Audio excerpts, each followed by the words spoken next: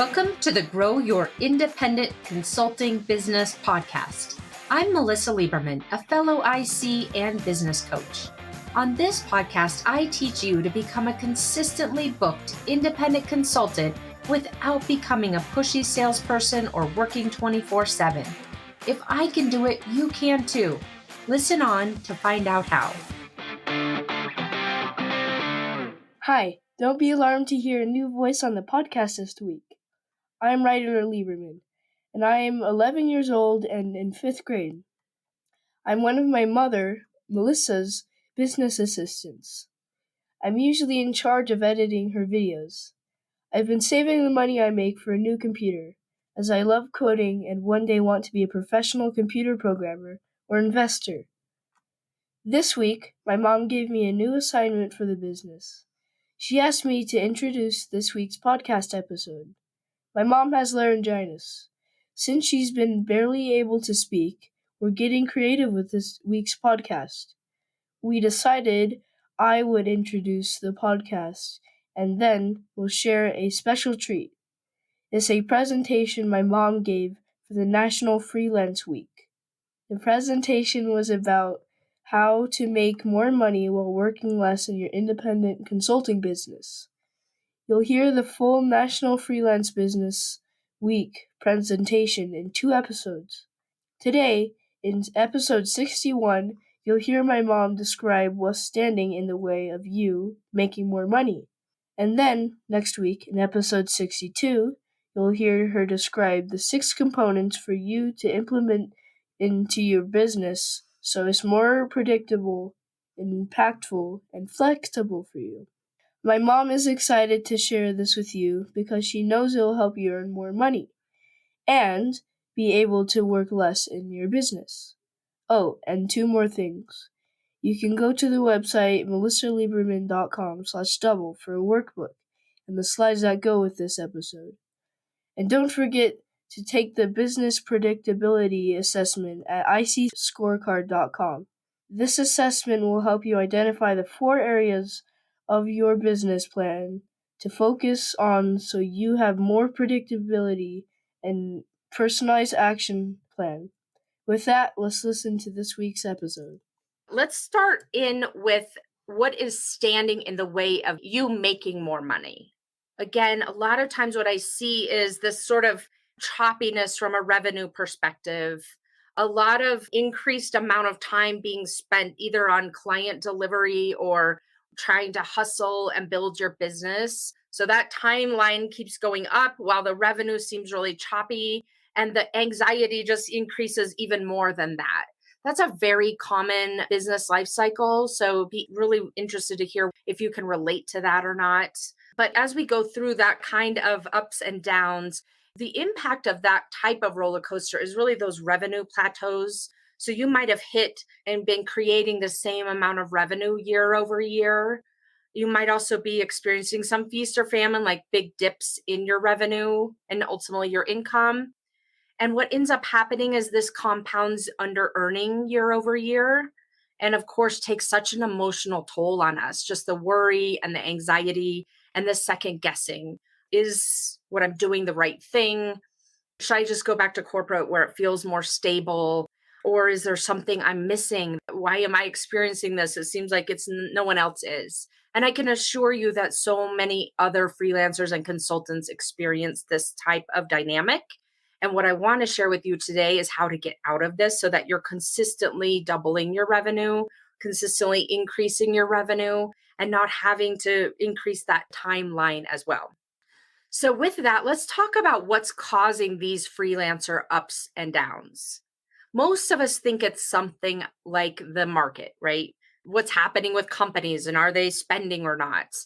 Or some form of time constraints, either that you don't have enough time to work both in your business or on your business, or that you just haven't spent enough kind of elongated time to make this work or to reach the revenue level that you're wanting to reach. Some people think it's caused by their network or maybe their website or some fancy marketing method that you haven't yet figured out or cracked or maybe even aware of. And a lot of times I hear, I'm just not good at sales. I've experiencing these ups and downs because I'm just not good at sales. I'm so good at working with my clients, but I'm just not a salesperson. And so a lot of times we think that these are the causes of those bumps and ups and downs, or even if you're not experiencing the ups and downs, but you just have continuously made the same amount of money year over year and you're just not sure why that is. What I would love to share with you is that those things are not what are causing your ups and downs. Those things are not causing your plateau if that's what you've hit. What is causing these ups and downs, and quite frankly, preventing you from making more money with less worry, is your thinking. When I first heard that, I was like, this person is who told me about it, this concept is like crazy. It's absolutely crazy. I'm sure my thinking can improve, but at the end of the day, I don't have control over what companies decide to do or not in hiring me. I don't have control over the market conditions. I can't make more hours in the day. And so when I first started exploring this as I was getting further and further into my coaching business, at first I just thought that this was sort of fluffy, Oh, my thinking can fix something. But at the end of the day, I'm going to walk you through some examples and really make this actionable for you, because I can assure you, after battling this concept, that there's no way that it's my thinking that's creating these plateaus and these ups and downs, that it has to be something else that I haven't figured out yet. I want to share with you the tangible ways so that you can see what I'm talking about and how it really is true. So you're not fighting it maybe so long as I did. So with that, I want to give you an example, a very clear example of how your thinking could impact how much you're making or not making, how your thinking creates that either feast or famine or plateau or both.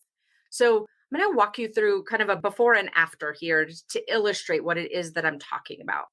In this example, it was a client of mine. So he owns a consulting business and he's on a current client at the moment. And that client wanted to extend their engagement. And so his initial thinking, as we started talking about this, was, well, I know what I charge is the industry standard. I know that my client is not going to pay me more when we're going through this extension. I know that if I ask for more money as part of this extension, I could lose what I already have. And I just think now isn't the right time to talk with them about raising my rates as part of this contract extension. And so he was feeling very justified in this logic. It feels, a lot of this, you might agree, feels very logical. All the reasons why this doesn't make sense, better not rock the boat. So, with just this unmanaged mind, this model, the default model here, when I started digging in and asking him more questions, he shared with me he hadn't really thought about even what might a business case look like for raising rates. He had spent so much more time justifying the status quo and trying to make himself feel better about his current rate. And he was just gathering a lot of biased evidence to support the approach that he was planning to take, which was to not raise any rates with this additional extension. So, with this kind of thinking, what ends up happening quarter over quarter is you perpetuating, and he was perpetuating the same money results quarter over quarter, because he was constantly looking for reasons to essentially protect the status quo and, quite honestly, avoid some discomfort of discussing money and negotiating. So his thinking was what was keeping him stuck in this earning the same amount quarter over quarter. And ultimately, quarters become years, right? And so the shift that we made in working together is him looking at this differently. Some of the thoughts that he was able to shift into were, it's possible my client would pay more. The impact of this work creates, as he was calculating it out, it's like 5x the value. So let's just go down to the doomsday scenario. If that client chose to cancel the contract because he was negotiating, he knew he would be fine. He had a pipeline and has a pipeline of other alternatives that he's just kind of keeping simmering. He knows that ultimately it's not the end of the world. And even if he didn't have that pipeline, he knows that it's not the end of the world. Now, the likelihood of the client blowing up and saying, I can't believe you asked for more money, this is a no-go, and beyond that, we're not working with you anymore. The likelihood of that is incredibly low, although our brain kind of goes to the place of making that much more of a likely scenario because it's trained to go find all the places where we could be in dire danger, right? So, from this place, with his shift in thinking, he was able to get into a space from justification, feeling justified in all of those past thoughts and assumptions he had made, into more of curiosity and clarity. And ultimately, then started loosening things up, being able to question assumptions. He was able to start building out a business case for raising his rates. He was able to move from literally, Melissa, this is the industry standard. This is just what everyone charges. So definitively, I almost believed him, but then luckily I didn't because we started figuring out all the exceptions. And then he was able to access so much work he had actually done before when he was in corporate on how does he build up value? How does he create a business case? How does he really help articulate this to his clients when it wasn't him? He was selling, in corporate, he was the one estimating all the projects. So his shift in thinking made him access so many concepts he had leveraged before, get so much more creative and being able to solve problems. And as a result, he was able to increase his rates by 30%. So this gives you such a good example, I think, of how the shift in thinking really is, number one, how the thinking is creating the results of either plateauing or creating this feast or famine cycle. And then ultimately, how a shift in thinking, given the same exact circumstances, allows you to access so much more creativity and problem solving, and ultimately to start thinking about how do you move the levers in your business to make more money.